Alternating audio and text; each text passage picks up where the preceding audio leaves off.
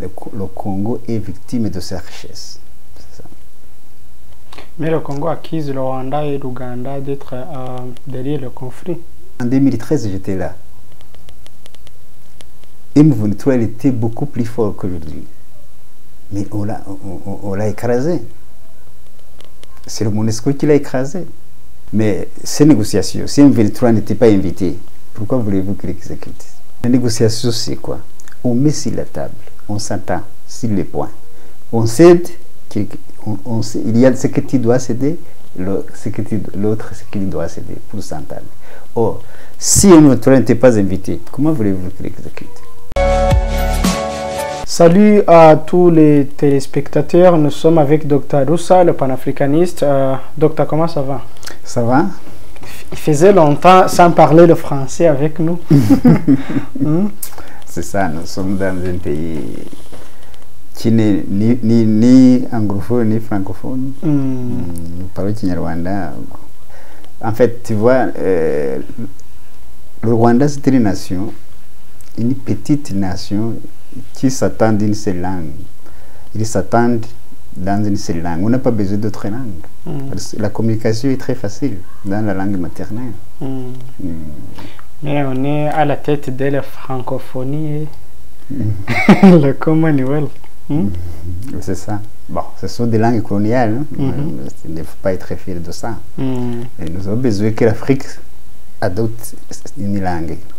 Il n'y a qu'un pays en Afrique qui a sa langue, c'est l'Éthiopie. C'est l'Éthiopie amharique. Mais nous sommes victimes de colonisation, que notre Africain qui a sa langue. L'Éthiopie, c'est parce qu'elle n'a pas été colonisée, c'est ça. On va parler sur le conflit entre les M23 et les FARDC. Qu'en dites-vous, docteur? Le conflit du Congo, ça c'est... Je ne sais pas pourquoi on le dit aujourd'hui, ça date de très longtemps. Vous parlez de l'M23 parce que c'est le seul groupe qui manifeste un peu de force. Et sinon, il y a plusieurs têtes armées au Congo. Le problème, ce ne sont pas les Congolais. Ne pensez pas que les Congolais n'ont pas de tête, non? Le problème, c'est toujours l'Occident. Parce que le Congo, l'Est du Congo, le Congo c'est le pays le plus riche en Afrique ou au monde, si tu veux, sur les matières premières. Surtout, les minéraux stratégiques comme cobalt par exemple, ou coltan, c'est ça. Dans ce cas, il est difficile que les Congolais aient la paix. Dans ta téléphone portable, 50% sur le sang des Congolais. Oui. Pour avoir ce coltan, on doit tuer les Congolais. Ce n'est pas seulement les Congolais qui meurent, mais tous les Africains qui sont là, parce que nous sommes les mêmes. C'est ça, le Congo est victime de sa richesse. Ça. Mais le Congo accuse le Rwanda et l'Ouganda d'être derrière le conflit. C'est comme ça qu'on fait. On doit brouiller les Africains. C'est la stratégie de l'ennemi, de l'Occident. Il brouille les gens. Vous êtes des ennemis entre vous, l'ennemi est à côté. D'une façon stratégique, il nous rend les ennemis entre nous. Nous nous battons, ils nous donnent des armes, ils viennent intervenir parfois, ils peuvent arrêter quand on veut, ou nous laisser, entre-temps, quand on se détruit, ils épuisent la richesse du pays. C'est ça. C'est les stratégies. C'est pas pourquoi on n'est pas habitué à ça. Le problème du Congo, tu peux me dire que ce n'est pas seulement le Congo qui est exploité. Mais il y a d'autres pays où une puissance prend le monopole. Par exemple, le Gabon, la France, ou le Côte d'Ivoire, les pays de France-Afrique. Là, il n'y a pas de conflit. On s'entend très bien, la France exploite lui seul, elle sait, elle exploite, et puis il donne quelques pourcentages aux autres puissances qui ont aidé. Par exemple, l'Amérique, si tu te promènes un peu au Gabon, tu vas trouver que dans les bases militaires des Français qui sont là, les avions de combat, ce sont les avions américains. Si tu vas au Mali, par exemple, au Sahel, les avions de combat, ce sont les avions américains. Donc ils s'attendent. Ils s'attendent, ils ne se mêlent pas d'une façon directement. Ils s'attendent. Dans ce cas, il n'y a pas de conflit. Le gouvernement en place signe des traités illégaux. Le pays exploite. Or, au Congo, ce n'est pas le cas. Au Congo, toutes les puissances sera contre. S'il sera contre, il doit semer le trouble. Quand il y a le trouble, c'est facile de puiser. C'est ça. Donc, il faut que les Africains sachent que le problème n'est pas africain. C'est le Congo, il faut qu'ils sachent que le problème n'est pas le Rwanda, le problème n'est pas l'Ouganda, le problème n'est pas le Congo. Il y a derrière ça une puissance, ou des puissances. Il y en a plusieurs. Docteur, les FARDC, FDLR et le MONUSCO sont en train de combattre les M23. Et l'ONU, le SAMA, a dit que les M23 sont organisés et qu'il est difficile de les combattre. Que dites-vous de ça?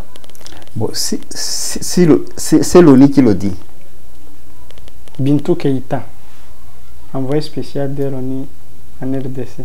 Vous pensez que c'est l'ONU qui le dit ou c'est l'Amérique? L'ONU n'existe pas. C'est l'Amérique qui le dit. Si l'ONU le dit, c'est le Conseil de sécurité qui devait le dire, qui devait dire ça. Et dans le Conseil de sécurité, il y a Chine et la Russie. Chine, est-ce que Chine a dit quelque chose? Est-ce que la Russie a dit quelque chose? Non. Ça, c'est l'Amérique. Quand ils disent ça, ils savent pourquoi. Le MONUSCO, c'est l'ONU, c'est ça? Non, c'est l'Amérique.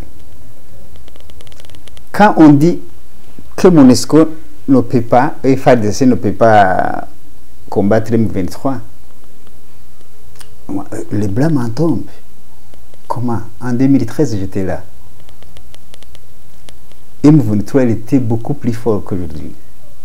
Mais on l'a écrasé. C'est le MONUSCO qui l'a écrasé, avec la brigade spéciale. Alors, aujourd'hui, qu'est-ce qu'il y a de spécial?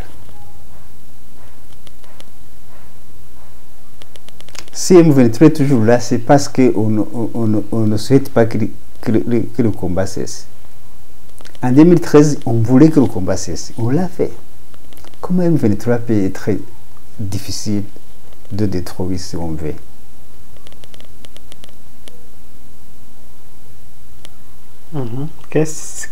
M23, parce que M23 est beaucoup plus fort que TPLF. Tu penses? Aujourd'hui, si la Russie n'était pas là, si la Chine n'était pas là, si l'Iran n'était pas là, aujourd'hui l'Éthiopie serait détruite. Aujourd'hui, c'est ça. C'est grâce aux alliances Russie, Iran et la Chine. Or, M23 ne peut pas résister au MONUSCO, si on veut, avec la brigade spéciale à côté. Ça ne peut pas résister. Seulement, s'il est toujours là, c'est parce qu'on veut qu'il soit là. Pour quelle raison? Non, les raisons, je t'ai dit ça. Pour exploiter. C'est ça. Oui, ils ont besoin de cobalt. Il n'y a pas d'autre voie qu'il peut utiliser. Utiliser seulement les M23. Oui. Quels moyens? Ils ont choisi ça. Il faut détruire. Et il y a eu deux séances de négociations, entre autres celui de Nairobi, Rwanda. Et les conclusions de ces négociations ne sont pas exécutées ou respectées par les M23. Quels sont les motifs? Je ne sais pas. Est-ce que dans ces négociations, M23 était là? Il n'était pas là. Qui était là? Le président rwandais, ougandais, Tshisekedi, Kinshasa, Ndayishimiye du Burundi, Salva Kiir du Soudan du Sud. Alors, comment? Là ils étaient à Nairobi. Et celui de Rwanda, M23 n'était pas aussi là. Il y avait Lorenzo de l'Angola, il y avait Kagame du Rwanda et Tshisekedi du Congo. Alors, comment voulez-vous que le M23 exécute ça? Nous sommes en train de négocier. Je ne suis pas là. C'est-à-dire que je n'ai pas été invité à la négociation. Et tu veux que je conclue ce que tu as conclu toi-même? Non, comment Tshisekedi peut négocier avec le groupe terroriste? Il a déclaré que les M23 est un groupe terroriste. Même pendant les négociations, ce qu'il disait, non, ça c'est pas officiel. Parce que Tshisekedi n'est pas habilité, n'est pas sous droit de qualifier le M23. Mais ces négociations, si M23 n'était pas invité, pourquoi voulez-vous qu'il exécute? Ça, c'est déjà un mauvais départ d'une façon politique. C'était un mauvais départ. Il fallait inviter les M23. Négociation, c'est quoi? On met sur la table. La négociation, c'est quoi? On met sur la table. On s'entend sur les points. On cède. Il y a ce que tu dois céder, l'autre ce qu'il doit céder pour s'entendre. Or, si M23 n'était pas invité, comment voulez-vous qu'il exécute? Moi, je ne trouve pas. Comment inviter un groupe terroriste dans... Ce n'est pas terroriste parce qu'au cours des négociations, si c'était terroriste, on n'aurait pas allé négocier à propos de M23. C'est terroriste. Tu sais comment on fait avec les terroristes? Comment on peut qualifier terroriste? Le terroriste n'a pas de place. Il attaque par surprise. Il n'a pas un endroit où tu peux le trouver. Les terroristes ne se déclarent, ils ne disent même pas les noms. Ils peuvent le dire ou non. Mais on ne négocie pas avec les terroristes. Si on a accepté de négocier avec eux, si on dit négocier avec le M23, c'est-à-dire qu'il n'est pas terroriste. Mais personne n'a négocié avec le M23. Mais les conclusions qu'on a prises, c'est pour le M23. Et les autres groupes armés? Alors tu dis que c'est M23 qui n'a pas exécuté. Les autres groupes armés n'ont pas aussi exécuté. Non, ils ne sont pas concernés, non? Est-ce qu'ils sont concernés? Dans les discussions, ils sont concernés. Ils disent que tous les groupes armés doivent quitter les endroits où ils possèdent et déposer des armes. Dans ce cas, je vois mal l'objectif de négociation parce que quand on négocie, on ne peut pas dire ce que, avec qui tu es en train de négocier, de déposer les armes. Il dépose les armes pendant les négociations. Pour déposer les armes, il exige aussi quelques conditions. Alors, s'il n'est pas là, comment voulez-vous? Alors, dans ce cas, tout ce que tu es en train de dire, ce sont les erreurs politiques qu'on a commises. C'est pour cette raison que la guerre ne s'est pas arrêtée. C'est ça. La guerre s'arrête, on devait passer par les voies diplomatiques convenables. Inviter quelqu'un avec qui tu es entré en conflit, tu lui dis ce qu'il doit faire et il te dit ce que tu dois faire aussi. C'est ça la négociation. La négociation, ce n'est pas imposer. Si tu peux imposer, il faut imposer par force, pas par négociation. Oui. Si tu invites quelqu'un pour négocier, c'est que tu estimes sa force. Tu vois qu'il est fort. S'il n'est pas fort, tu n'as pas besoin de négocier avec lui. Oui, il met la main à l'aile.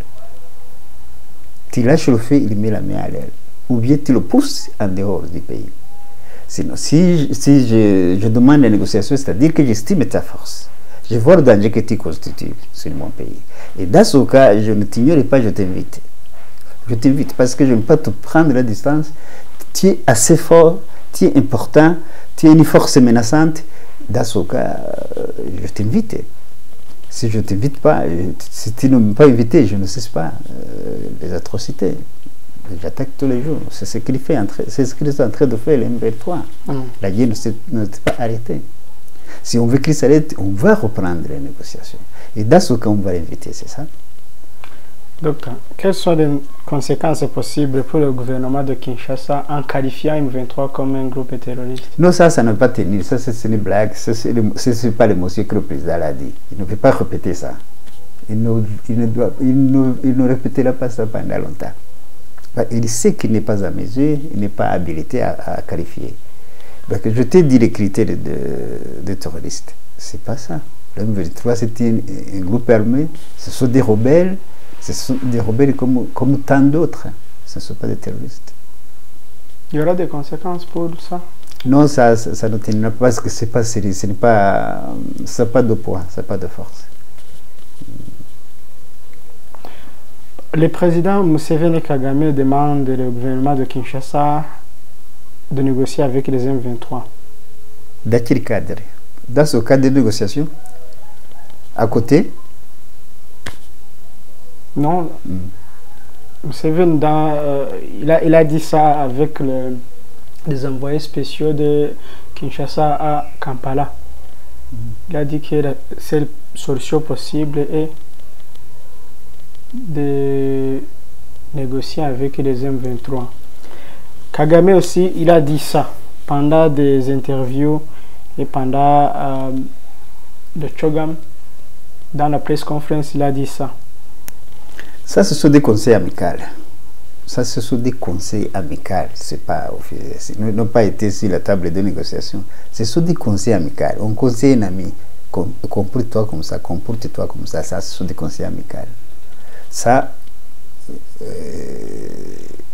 celui qui a reçu son message, il va choisir qu'est-ce qu'il doit faire. Donc, c'est un conseil amical.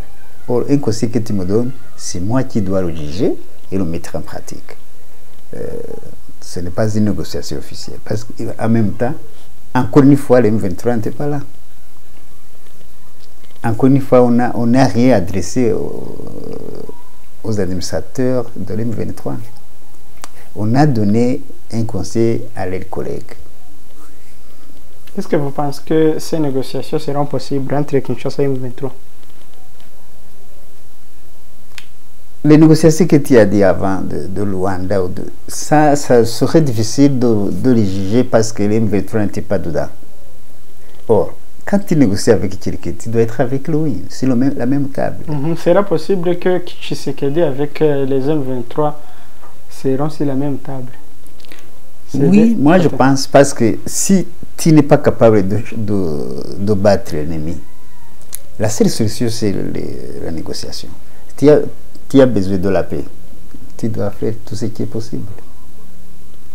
Il y a deux choses. Soit il réunit la force pour combattre le M23.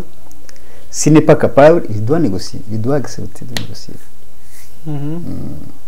Après tout, les effets de la guerre sont là. On a besoin de la paix. Comment il peut gouverner dans un pays qui est en train de se déchirer? Or, rappelez-vous, l'année prochaine, ce sont les élections. Or, pour organiser les élections, il faut qu'il soit la paix totale. Et une grande pourcentage, c'est de négocier ou bien c'est combattre M23 pour Tshisekedi? Comme je t'ai dit que le M23 n'est pas... Comme je t'ai dit que Congo, le problème du Congo, ce n'est pas le M23, ce n'est pas ces groupes armés, c'est l'Occident. Ça dépendra de l'Occident. S'ils ne veulent pas M23, les Occidentaux, aujourd'hui le M23 ne serait pas là. Je t'ai donné l'exemple de 2013. J'étais au Congo. Dans des semaines seulement, le M23 n'était plus là. Or, le MONUSCO qui a fait ça, il est toujours là. C'est très facile, c'est le réel. Quel est l'avenir du M23, docteur? Pourquoi voulez-vous que le M23 ait l'avenir? C'est un groupe armé. Qui est l'avenir? On souhaiterait que le soldat de M23 soit intégré dans l'armée congolaise, et puis que ça se termine. Tout Africain souhaiterait que le Congo ait la paix, n'est-ce pas? Tous ces groupes armés disparaissent. S'ils sont militaires, on les intègre. S'ils sont civils, on les intègre dans la vie civile. Il y avait des manifestations au Congo anti-MONUSCO. Des manifestations des Congolais disant qu'ils n'ont pas besoin de MONUSCO. Ce n'est pas la première fois, il y en a eu depuis longtemps. Même quand j'étais là, il y a eu plusieurs manifestations à Goma et tout. Mais ils ont raison. MONUSCO, il a combien? 22 ans au Congo.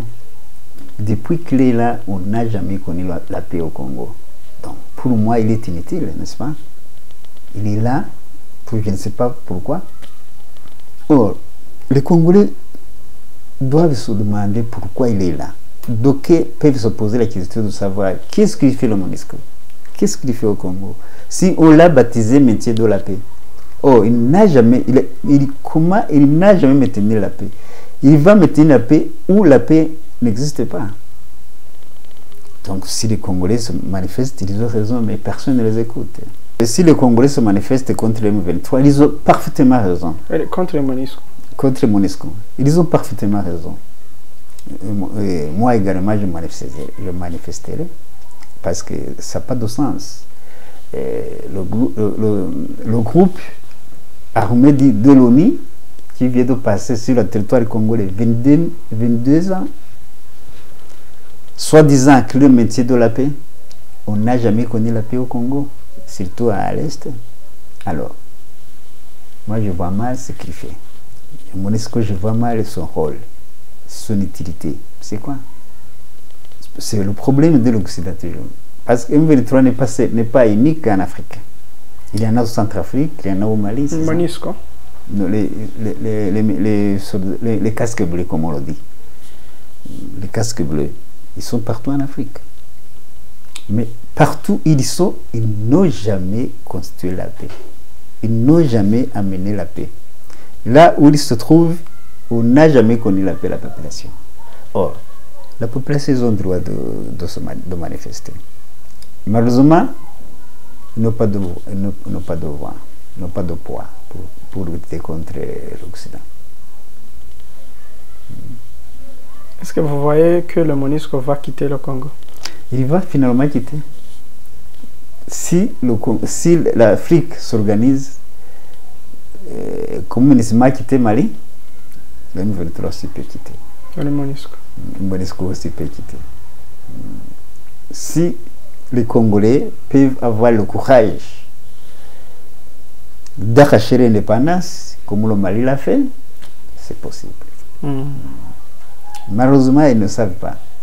Ils pensent qu'ils sont indépendants. Ils ont fêté la fête d'indépendance. Comme plusieurs pays africains. C'est ça.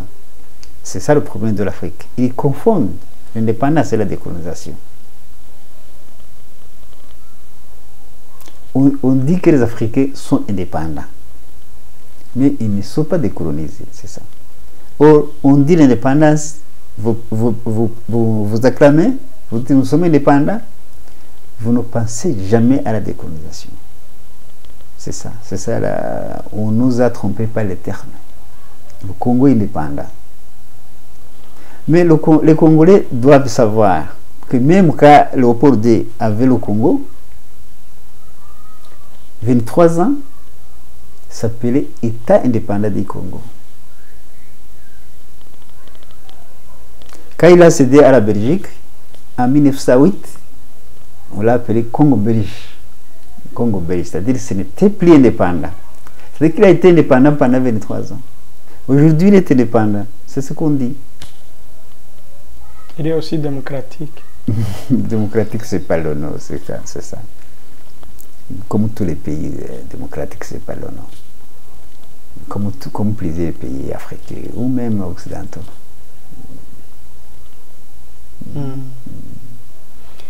Docteur, on termine par ici.